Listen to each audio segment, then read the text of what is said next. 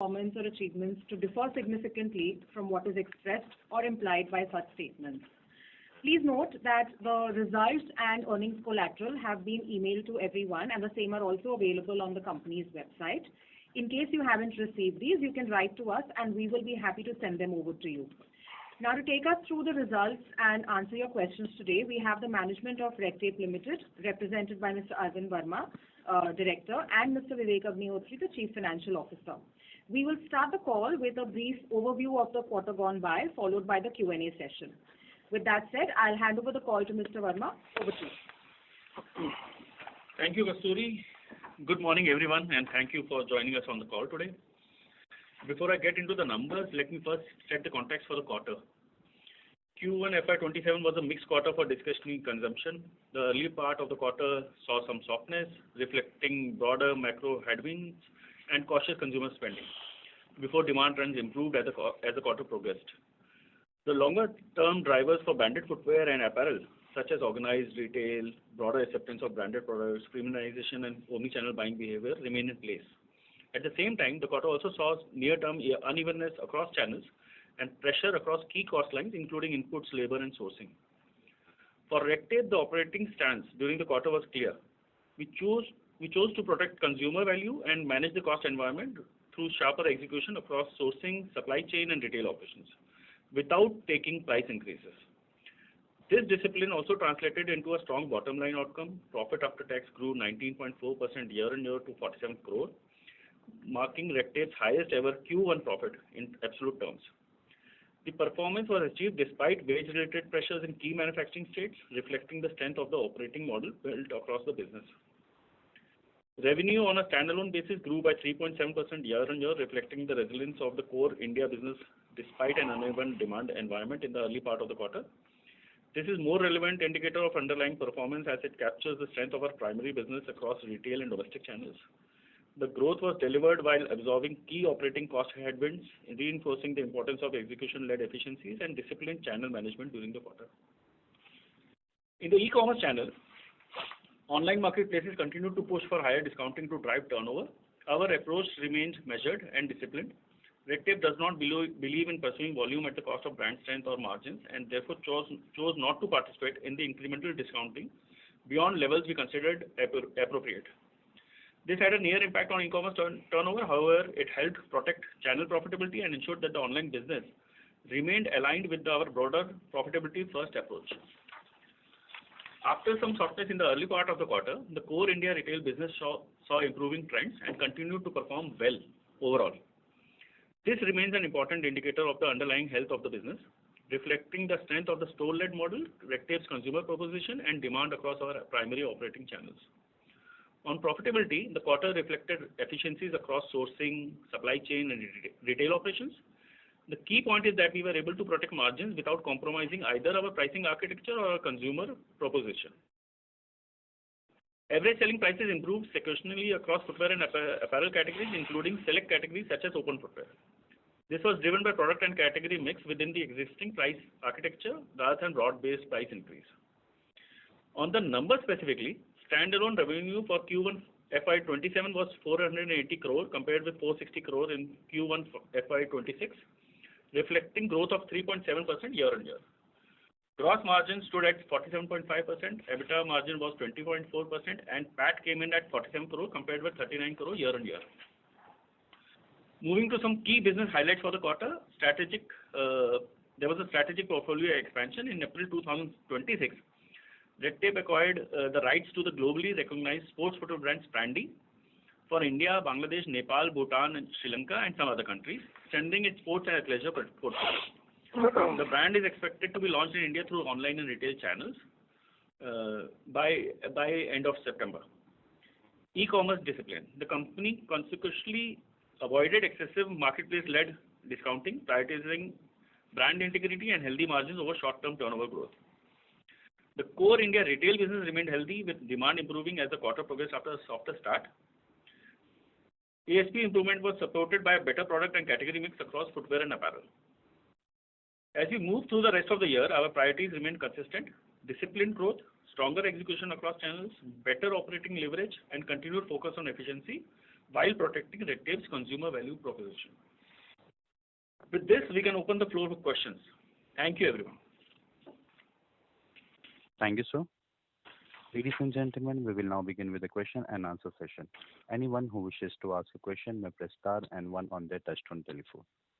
If you wish to remove yourself from the question queue, you may press star and two. Participants are requested to use handsets while asking a question. Ladies and gentlemen, we'll wait for a moment while the question queue assembles.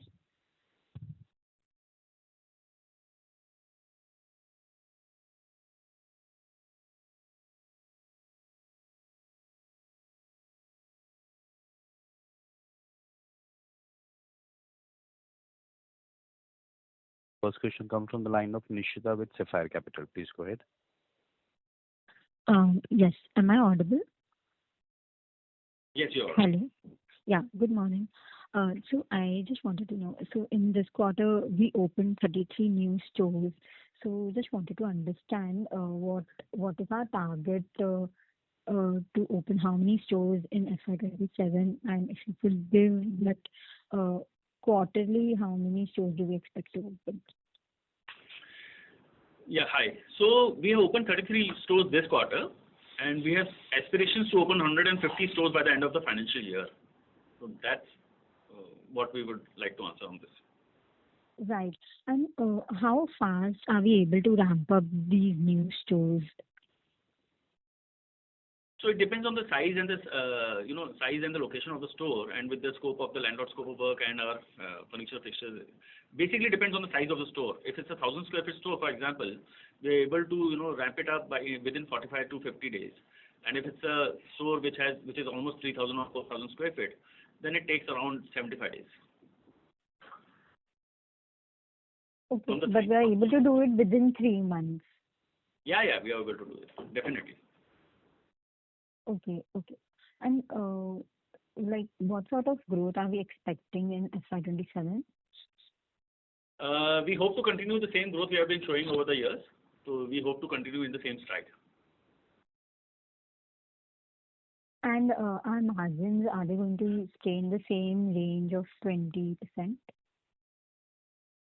Sorry, what, 20%? Margins? Yeah. Yes, hopefully. Hopefully, yes. Okay. And with this new brand, Sprandy, what sort of target market do we have, and what sort of growth do you see in this brand? So Sprandy is we're getting Sprandy in the sportswear category. It's a sportswear brand all across all across the world. We aim to put it in the sportswear category, and it will be everything related to sportswear. Initially shoes, but later on apparel also, which resonate with the sportswear category, will be put across in this brand. Okay, so we are going to first initially get only the shoes, and then eventually we'll get the apparel also. Yes, exactly. Okay, understood. Yeah, thank you so much. That is it from my end. Thank you. Thank you. Our next question comes from the line of Sameer Gupta with IIFL Capital. Please go ahead.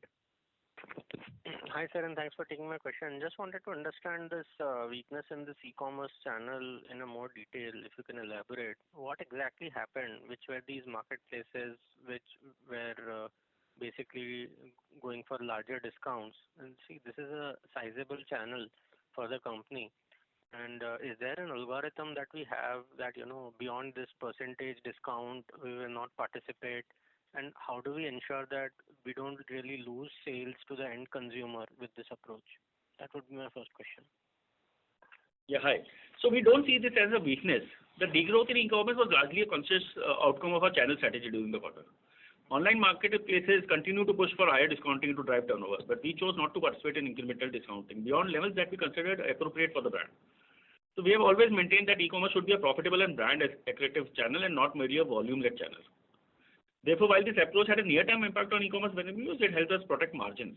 So that's it also, we are trying to avoid dilution of the brand's pricing architecture and maintain discipline across channels. So what we need to acknowledge and understand is that this was not reflective on any structural weakness. right? It was a deliberate choice to prioritize sustainable, profitable growth over discounted turnover. That I understand, sir. But can you give a quantum as to like what is a percentage discount beyond which you are not comfortable participating in this channel? So we cannot, end up on a saying that this is the discount we want to give and this is not the discount we want to give. It ultimately boils down to what is the event, how big is the event, how big are the numbers we are going to see, how does it impact our overall margins. So it's an ongoing process. We cannot say ki, okay, this is a discount, I'll never cross this structure, or I'll never cross this benchmark. This is not, I think, how business in e-commerce works. It purely depends on the event, say whether it is a BBD or a fashion to right to fashion sale. So it purely depends there, and how we work is we see ki what is the volume expected, what are the numbers expected, and what are going to be baselines, for margins. So whenever if the first quarter, if you see, we have consciously focused on keeping our margins intact, in fact bettering them than previous years. So that's what the call is. It purely depends on how it works. We are although we see this as a small blip, we don't see the numbers will not increase. We are very sure that the numbers will definitely increase across e-commerce channels also. Fair, sir, but at the end of the day, if you are not participating, some other brand would have participated, and you would typically lose that sales. So, I mean, if let's say tomorrow during the festive, again such a opportunity comes through, you will again have to make this choice. But at the end of the day, growing a brand should also be a priority, right? Maybe you could participate it via, some lower price products or some sub brands, maybe. So that's a call we'll definitely consider and take in the future. But I would also like to put a point here that there's not a case of not participating. There's a case of how much deeper discounting we want to get into and what are the base margins we want to work on. So that was a call we said we will protect our base margins and see what the numbers come in. Rather than giving a customer a heavy discount today and then during the bigger event, the customer is always expecting a much higher discount. So we need to bring that efficiency in the pricing structure. It does not dilute the top line as well as the margin. Got it, sir. That's very helpful. Second question is on broad inflation, sir. What kind of broader inflation in your overall basket are you witnessing? There have been some states where there have been, a large quantum of minimum wage hikes announced. I understand you are franchisee-driven EBOs, but your franchisees would be facing higher costs. So in what kind of quantum of inflation you are facing, and what kind of price hikes do you foresee in the immediate future, if any? So if you see our results also, we have taken this into our account, this minimum wage things and the other inflation costs due to the ongoing war and everything. But we have not increased our prices. So we are trying to bring in efficiencies rather than resort to which is the easy way out, I think, in increasing prices and everything. We are still continuing to bring efficiency in our sourcing also, and in our selling ways also in the retail environment and the online environment. So that is what we are focusing on. As of now, we have not taken a conscious call not to increase MRPs as such. We are trying to keep the prices at the same level. Hopefully, by bringing in more efficiency and everything which we have seen in this quarter, we will continue to do so. And any quantum of inflation that you are facing, if you could quantify? How much is it? Not really. It's a regular business for us. Got it. I'll come back in the queue for follow-ups. Thanks. Yeah. Thank you. Thank you. Ladies and gentlemen, anyone who wishes to ask a question may press star and one. Our next question comes from the line of Amit Dharka with ACPL. Please go ahead. Yeah. Good morning, sir. This is regarding the online revenue. In your presentation, I read it's come down from 30% to 22%. I heard about your deep discounting model that you're following, avoiding the deep discounting model. Is this revenue from online going to come down for the rest of the year, or is it a one-off thing, or how does it work? We would like to believe it is a one-off thing. Of course, e-commerce is a big channel for us, has been a big channel for us. And if you see, the reason why it has come down to 22% from 30% is because retail has grown, right? Whereas we have not Correct. seen a growth in e-commerce because we did not get into the higher discounting in the first quarter. Yes. Generally, what happens is we've seen if there's a higher discounting, if you get a little finicky and get into higher discounting because quarter one, quarter two are generally weak for us. So if we get into higher discounting today, then by the time the season comes in, by the time the big BBD sales of the world come in, then Right. you have you get into that. You have to get into that deep waters and get into more discounting and everything. So what we have done is we have sustained that. We have managed to keep that discounting in a very clear manner where our margins don't get affected. But having said that, this is also brought in a little bit of mindset in the consumer calls ki the pricing is not going to be, the pricing is such ki if there's any further discounting, that's the best price. Correct. We're very, very clear on it. Basically it's a brand production in the e-commerce sector. So we need to not dilute our brand image there. Yeah, but going forward, the revenue guidance for the financial year would be the same, or would there be a change then? Because Honestly, I would not like to comment on e-commerce specifically. Not e-commerce. I'm talking in total revenue guidance. No. We are very hopeful that we'll continue the same growth story we have been doing in the last 3-4 years. So we'll continue the same growth. Okay. And the new stores that you're opening up, what would the sizes be of that? Are they online, offline, or it's a mix? How does it? So it's a mix of both. But the smaller stores are more in number. Because since we are getting into the south, east, and west of the country, Correct. we're opening stores which are in the range of 800 to 1500 square feet. Right. And the numbers will be more. The store numbers will be more. Okay. All right. Thank you. Yeah. Thank you. Thank you. Ladies and gentlemen, anyone who wishes to ask a question may press star and one. Next question comes from the line of MS Arun with Capital Market. Please go ahead. Good morning, sir. What is the reason for the shortfall in the other income? Is it because of lower rebate and discount from online portals? Mr. Vivek will be taking the question. Hi. Basically, the rebate income which the e-commerce platforms gives, that has been reduced considerably. Basically, the reason of lower rebate income from the e-commerce platforms. What is the actual amount for this quarter, sir? It's around 8 crores, 8 or 9 crores. 8 or 9 crores. Corresponding previous quarter, sir? Previous quarter, from the last it was around, I think it was 28 around. In the same year, last quarter. Yeah, 28. Okay. Okay, thank you, sir. Thank you. Thank you. Anyone who wishes to ask a question may press star and one.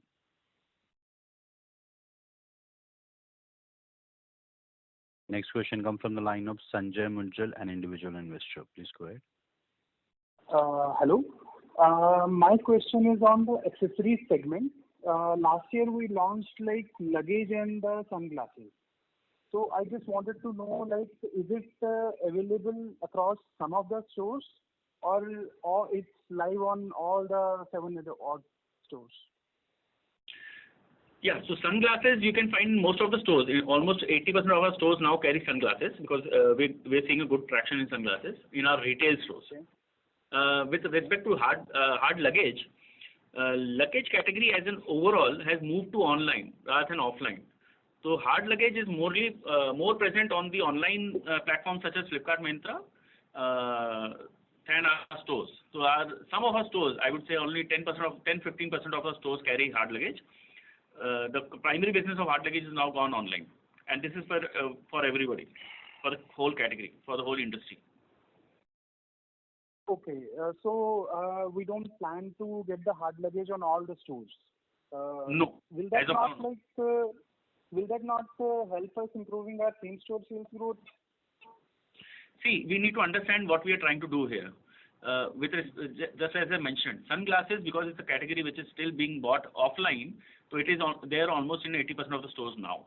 But hard luggage as a category has moved online. Most of the brands, most of the stores of, I would say, legacy brands have also seen their numbers coming from online more rather than offline. So that's how the category has shifted. So we're doing that. Okay. And that's fine if the industry is moving to online platforms. Second question is regarding our presence.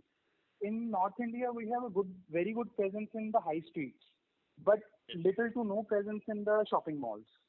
So do we have any plans of entering the shopping malls, maybe by the Redtape Mile kiosk, or because we want to expand our accessory segment, and that will help us maintaining our brand positioning maybe.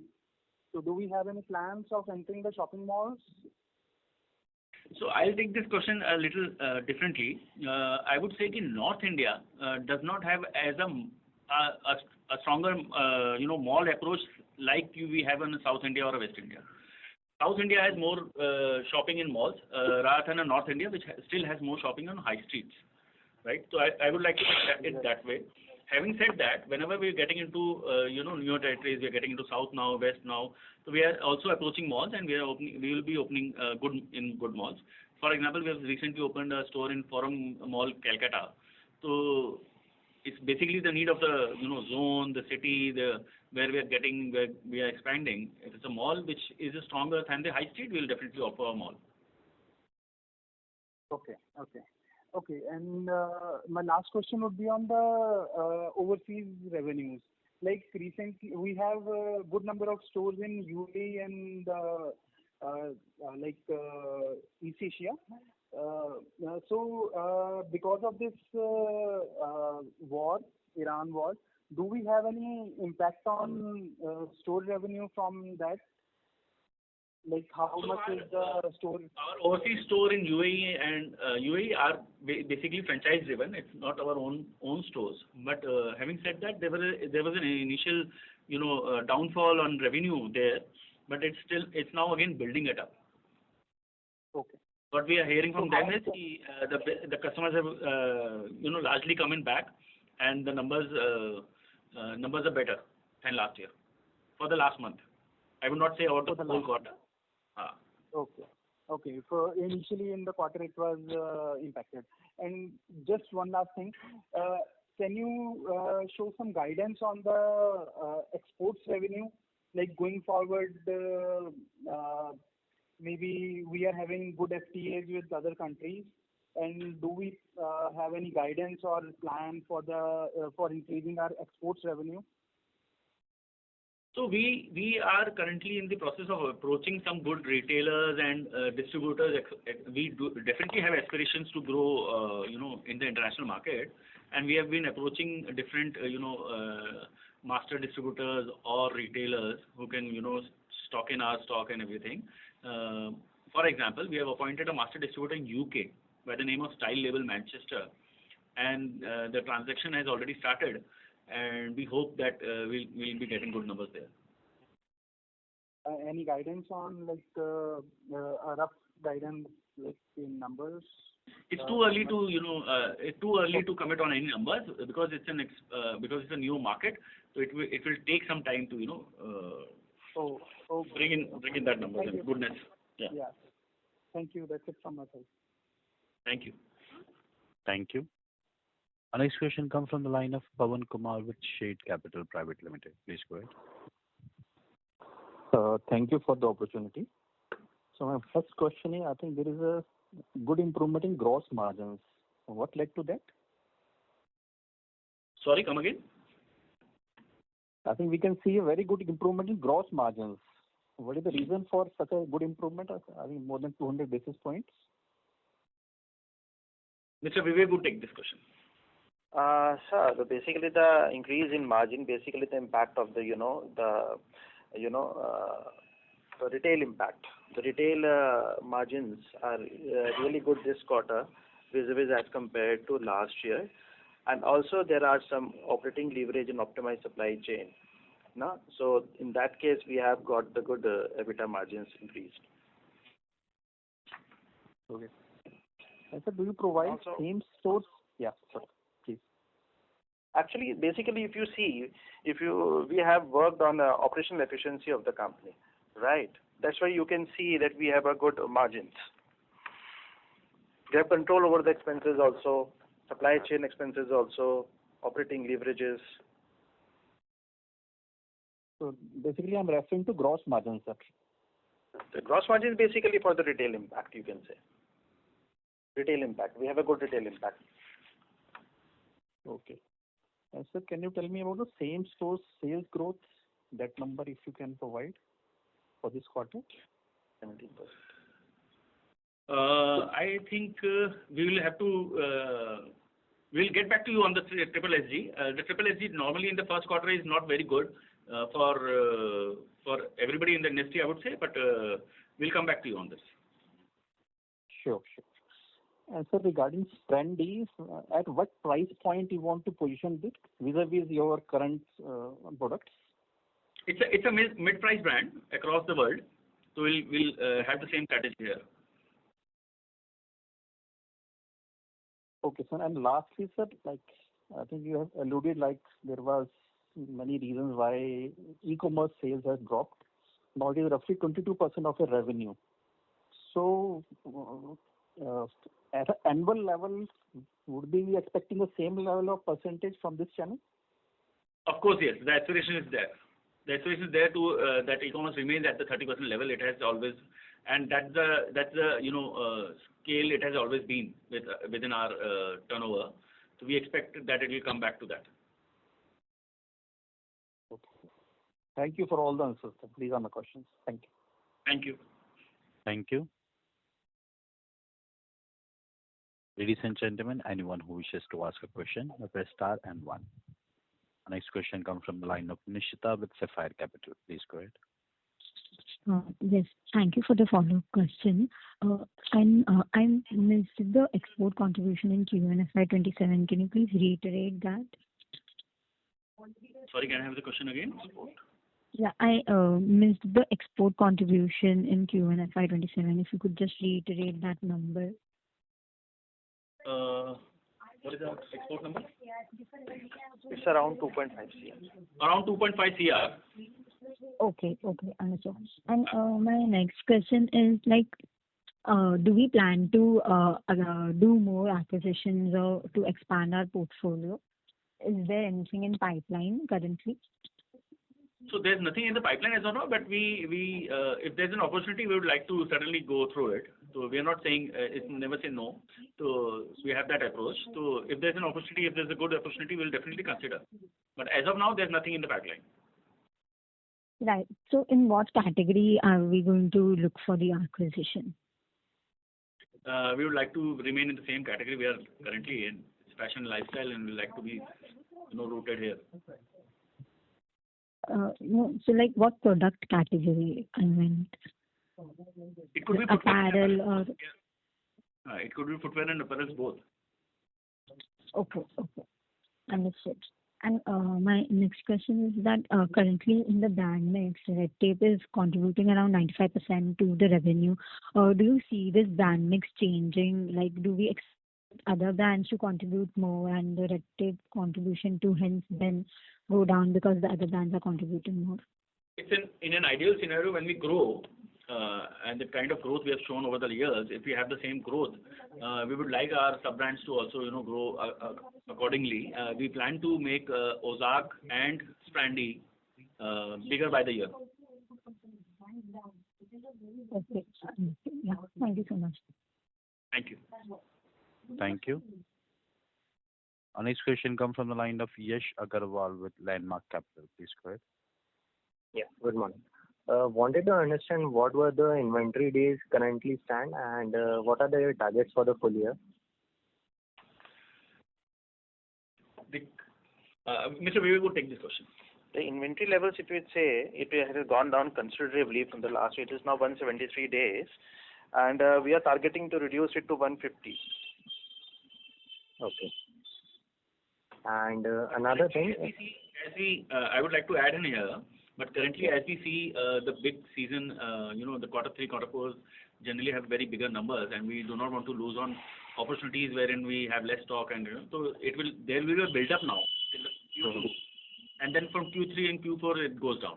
So that's how traditionally how the inventory pile up works. okay. And second thing, earlier in the call, I remember you mentioned that roughly 200-250 new stores target was there for the full year. So is there any change in the target, or are we still maintaining that? We are still maintaining that. That's an aspiration we have. So 33 stores we have already opened in the first quarter, and 150 plus we are thinking, we are aspiring to open. So we generally want to remain close to that number. Fine. And another question, wanted to understand about the status of the September 25 income tax search proceedings. Is there any further communication that we have received that could result in any material tax or any provisions or liability, something? So with respect to the income tax seizure and things, it's an ongoing process. I think this is how the department works. This is what we have been told, that it will take 2 to 3 years to eventually close it down. But as of now, there's been no claim of any material, and there's no risk of any material. That's what we would like to say, and it's an ongoing process. Right. Okay, that's all from my side. Thank you so much, and all. Thank you. Thank you. Thank you. Ladies and gentlemen, in order to ask a question, you may press star and 1.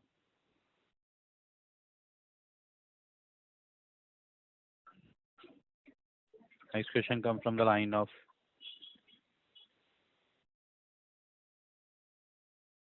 Kushal, an individual investor. Please go ahead. Hello, am I audible? Yes. Yes.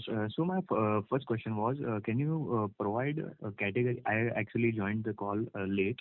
So can you please provide a category-wise footwear, apparel, accessories growth year-on-year, Q1 FY26 versus 27?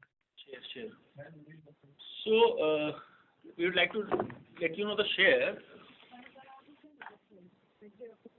Footwear is 56% of the quarter 1 turnover, and 39% comes from apparel, and 5% has come from accessories. No. Actually, I'm talking about growth, year-on-year growth category-wise.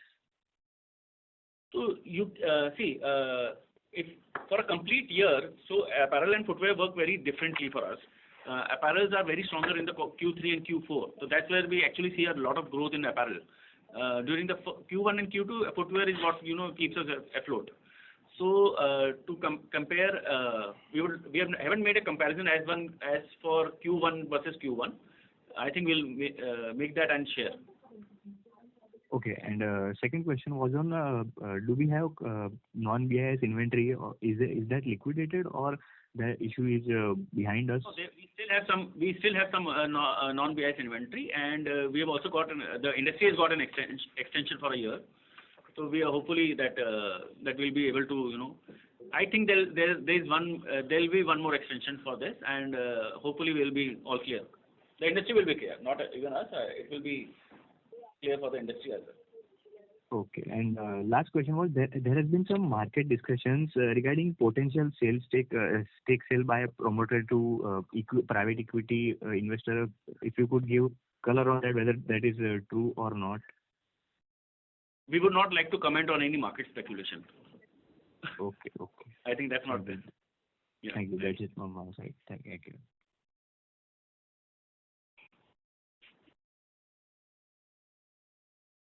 Thank you. Our next question comes from the line of MS Arun with Capital Market. Please go ahead. Sir, you have attributed the margin improvement to the retail sales, higher retail contribution to the top line.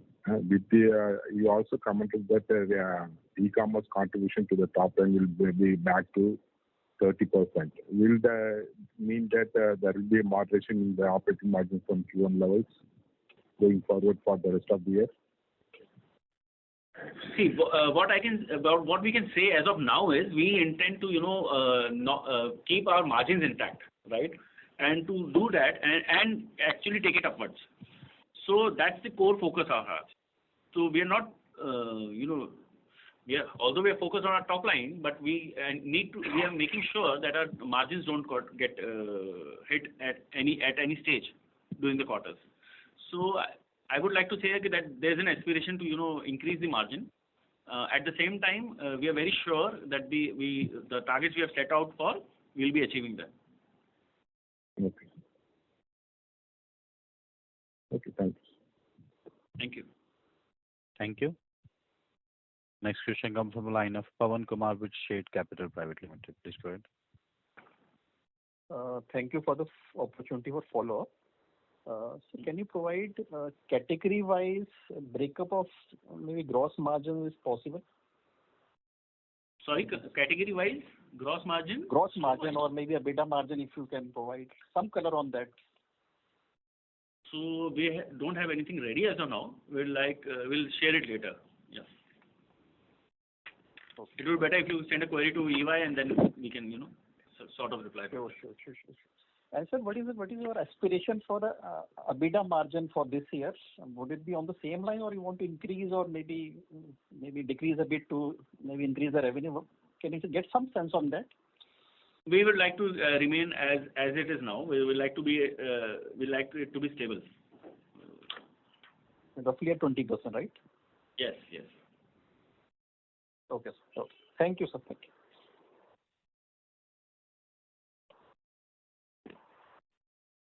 Thank you.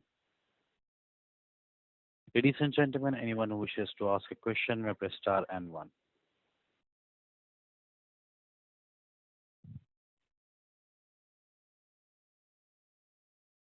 As there are no further questions from the participant, I would like to hand the conference over to Mr. Arvind for closing comments. Thank you, and over to you, sir. Thank you. Thank you, everybody, for joining us today and for your questions. To conclude, Q1 FY27 reflected Redtape's disciplined approach to growth in a mixed consumption environment. While near-term demand trends remain uneven across channels, the underlying strength of our core India business are focused on protecting brand value and continued execution across sourcing, supply chain, and retail operations, which has helped us deliver a strong, profitable outcome. As we move ahead, our priority remains to drive sustainable growth across channels, maintain discipline on pricing and margins, and continue strengthening Redtape's consumer proposition. Should you have any follow-up questions, please feel free to reach out to our investor relations partners at EY, Kasturi and Nikita, and we'll be happy to engage further. Much. Thank you. Thank you so much, sir. Ladies and gentlemen, on behalf of Redtape Limited, that concludes today's conference call. Thank you for joining us, and you may now disconnect your line.